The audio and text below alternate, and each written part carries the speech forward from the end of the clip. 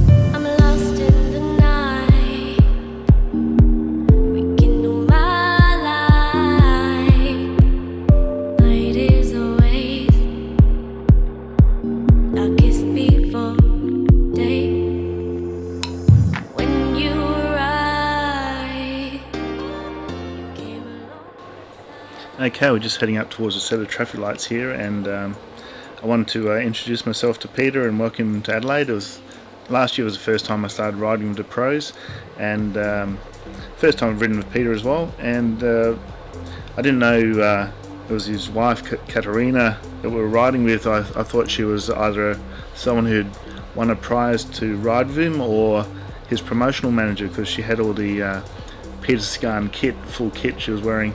So I wasn't the first one to make this mistake. Mike Tomalaris, a well-known commentator from SBS, actually made the same mistake, and I'll play the clip and then you'll understand that I wasn't the only one that made this mistake.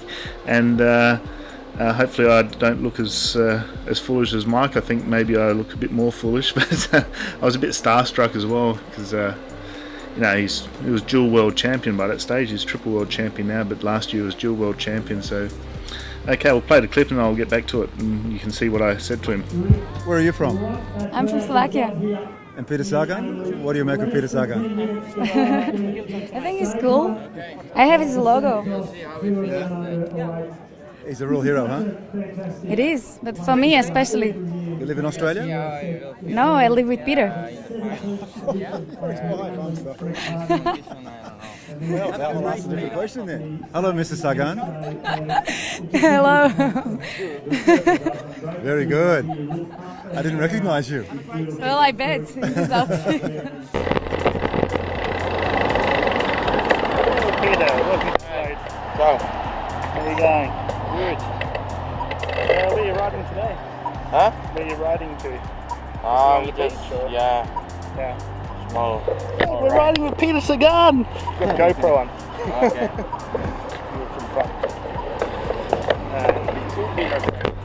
Two Peter Sagans. Peter Sagan 1 and Peter Sagan 2. Yeah, I like it. What is that? The what? 1565. Yeah, nice. Bad. It's not bad.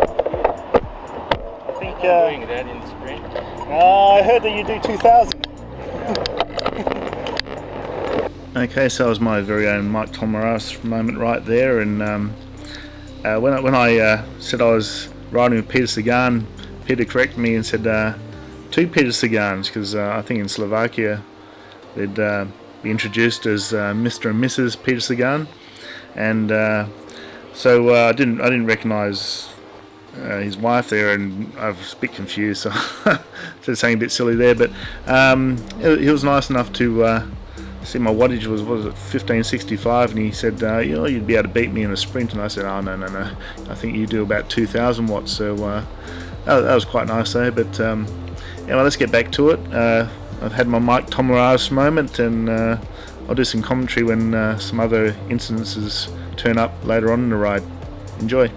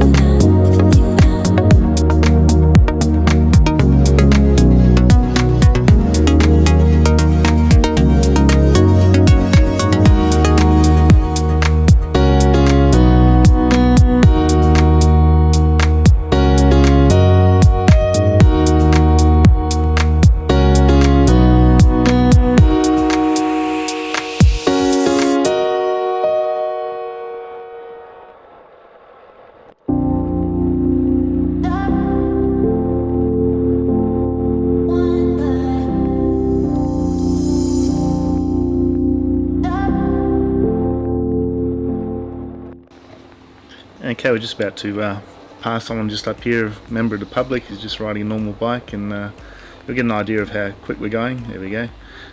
Doing like 38 k's an hour here, which is a reasonable pace. When I used to race back in the day in the 80s, I used to just train on 37 k's an hour, which was my cruising speed. So yeah, Peter would just be cruising here. He's probably doing like maybe 150, 200 watts, and since I'm drafting, I don't need to put out that many watts to keep up with him. So you see here, Pete stretches quite a bit. You'll notice that along the ride, all the pros tend to do that. They just sort of off the seat all the time, stretching, keeping their muscles really supple, and also relieves the pressure on the saddle. So there we go, we'll get back into it.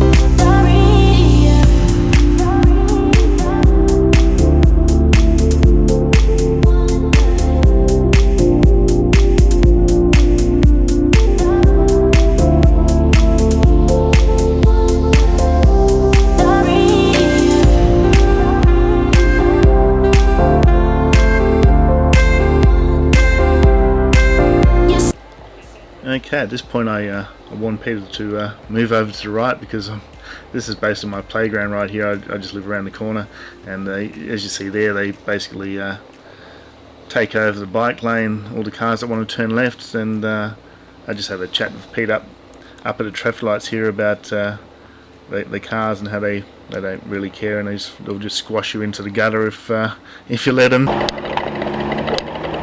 Yeah, I just live down here, so I know this corner. It's bad. They squash you into the gutter. They don't care. So you got to look out for yourself. This way is down to the beach. Yeah.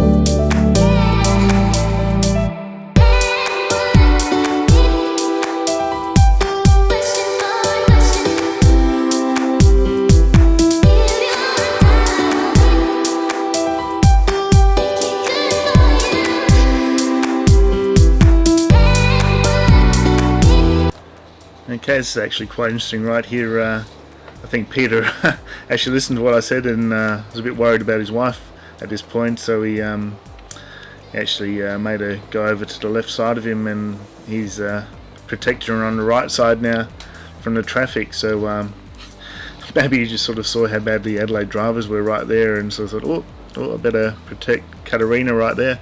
So there we go, good on you, Pete. And okay, let's get on to it.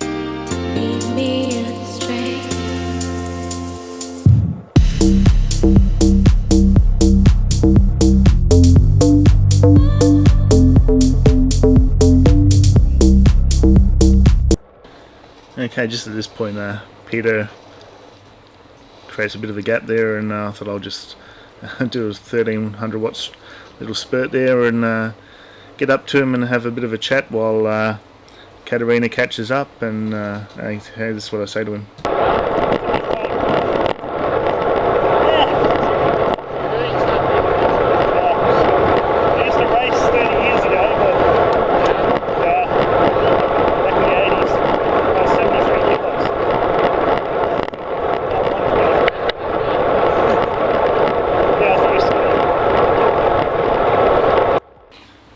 sorry about the audio there. It's the GoPro. It picks up a lot of road noise. Basically, I was just saying how I used to race back in the day 30 years ago, and I was Stewie O'Grady and Brett Aitken and those guys, and used to weigh 73 kilos. And he was surprised. He said that that's less than him. I think he weighs 74. And so that's basically what I said. And there we go. We'll get back into the ride.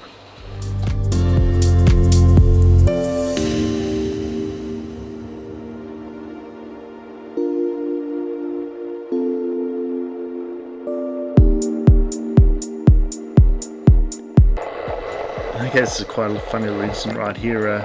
Katarina basically misjudges the corner. Peter's such a great bike handler. He just takes it with ease, and have a bit of a laugh about that and keep going.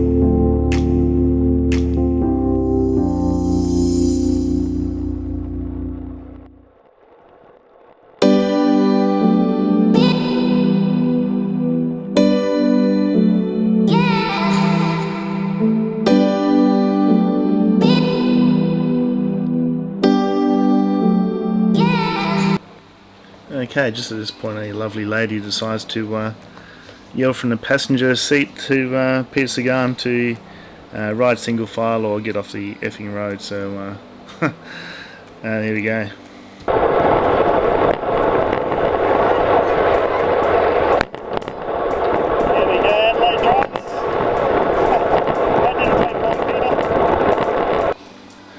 Yeah, so that's pretty standard for Adelaide, which is unfortunate because we've got some of the best training grounds in the world here, but the drivers seem to really despise us here. So if you ever come to Adelaide, just be careful.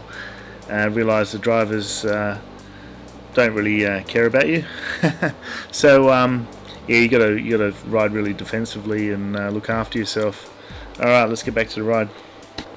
Okay, before we get back to the ride, I failed to mention the highlight of the ride, which was Peter doing a bit of a bunny hop over a piece of glass.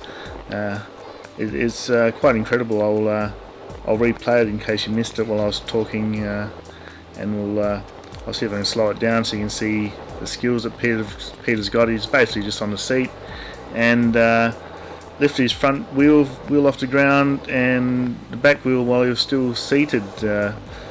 First the front and then the back wheel. It was quite incredible. Okay, let's watch it. Okay, here we go. Got a patch of glass there, and he just casually lifts the front wheel off, then the back, all within like a millisecond, and just keeps riding. I've never seen that done before. I can't do it. I don't know whether you guys can, but I definitely can't do it.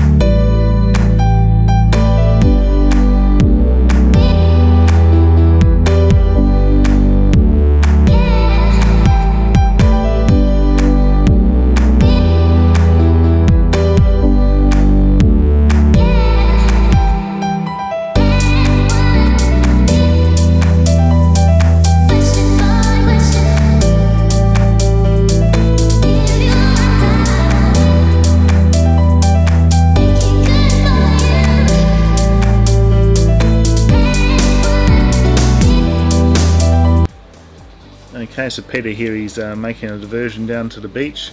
For those of you familiar with the 80s cycling, just on the left there's a place called Del Monte that used to house all the AIS cyclists. They're all based in Adelaide, and Australian Institute of Sport. And so here we go, so Peter's going through the car park. I think he wanted to go down the beach, but it's basically a dead end here. You can ride through Henley Square and go down the beach, and I advise him when he goes around, but he'd sort of want to just keep riding along the main road after he saw there was a no entry here, but it's just no entry for cars. You can ride your bikes through there. Alright, let's get back into it.